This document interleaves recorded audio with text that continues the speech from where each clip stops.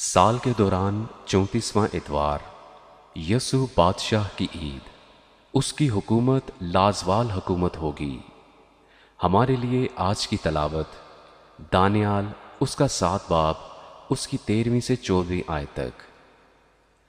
میں نے رات کو رویا میں دیکھا، اور کیا دیکھتا ہوں کہ ایک شخص آدم ذات کی مانند آسمان کے بادلوں کے ساتھ آیا اور قدیم الایام تک پہنچا۔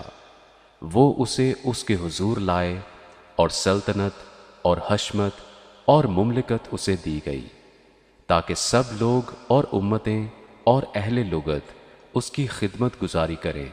اس کی سلطنت ابدی سلطنت ہے جو جاتی نہ رہے گی، اور اس کی مملکت لازوال ہوگی۔